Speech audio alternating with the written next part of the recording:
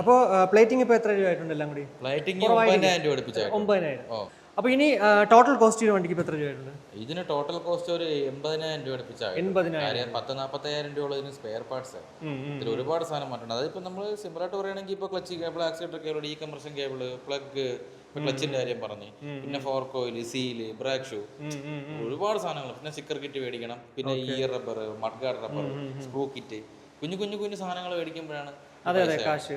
നമ്മൾ ഏറ്റവും കുറഞ്ഞ ഇപ്പൊ നമ്മൾ ഇത്രയും നാൾ വീഡിയോ ചെയ്തതിൽ ഏറ്റവും കുറച്ച് ഫണ്ടായത് നമ്മൾ നെയ്യാറ്റിൻകരയിൽ നിന്ന് ഒരു വണ്ടി അതിന് ഏതാണ്ട് 55 രൂപയുടെ അകത്ത്.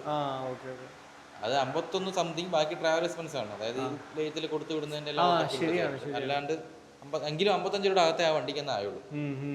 പിന്നെ ആ വണ്ടിക്ക് അത്ര കംപ്ലൈൻസേ ഉള്ളായിരുന്നു താനും. മെയിനായിട്ട് ഈ പാർട്സ് മാറുന്നതിലാണ് നമുക്ക് വണ്ടിയുടെ കോസ്റ്റ് മാറുന്നത്. എന്നെ പലരും വിളിക്കുമ്പോൾ ഞാൻ പറയുന്നത്, നിങ്ങളുടെ വണ്ടിക്ക് എത്ര കോസ്റ്റ് ആവണമെന്ന് നിങ്ങൾ തന്നെയാണ് തീരുമാനിക്കുന്നത്. അത്രേ ഉള്ളൂ. സ്പെയർ മാറുന്നതിലാണ് പൈസ മാറുന്നത്. ബാക്കി എല്ലാത്തിനും ഒരു ഫിക്സഡ് റേറ്റ്. പിന്നെ ഇപ്പൊ മെയിൻ ആയിട്ടെന്ന് പറഞ്ഞാൽ നമുക്ക് പല പാർട്സും ഷോർട്ടേജ് ആണ്. ഇപ്പൊ ഈ വണ്ടി തന്നെ ഡെൽകോ കപ്പ്, ഇതിന് 40 രൂപ ഉള്ളൂ. പക്ഷെ ഈ സാധനം കിട്ടാനില്ല.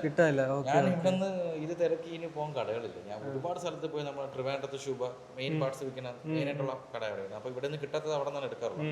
അവിടെ പോയിട്ട് എനിക്ക് അവിടെ നിന്നും കിട്ടിയില്ല. പിന്നെ ക്ലാസിക്കിന്റെ seat cover, company seat cover വരും, അതിപ്പോ വരുന്നില്ല. പിന്നെ ബാക്ക് മഡ് ഗാർഡ്, അത് കിട്ടാനില്ല. ക്ലാസിക്കിന്റെ ബാക്ക് സാരി ഗാർഡ് കിട്ടാനില്ല. അപ്പൊ നമ്മൾ ഇതേപോലെ റീസ്റ്റോർ ചെയ്യുന്ന സമയത്ത് കസ്റ്റമർ വണ്ടി ഏൽപ്പിക്കുമ്പോഴത്തേക്ക് നമുക്ക് ഭയങ്കര ഡിലേ ആവുകയും, കാര്യം ഈ സാധനങ്ങൾ തിരക്കി നമ്മൾ പോവേണ്ടി വരും.